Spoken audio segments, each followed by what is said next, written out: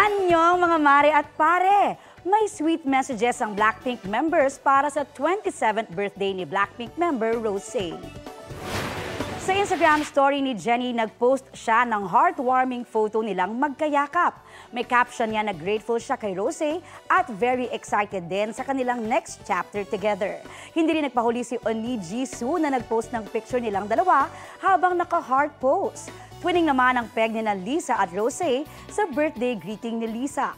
Bukod sa pasalamat sa birthday girl, pinush din niya si Rosé na ituloy ang passion at ang mga bagay na nagpapasaya sa kanya. Happy birthday, Maring Rosé! Kapuso, para sa mga maiinit na balita, mag-subscribe sa GMA Integrated News sa YouTube. Sa mga kapuso naman abroad, subaybayan nyo kami sa GMA Pinoy TV at sa www.gmanews.tv.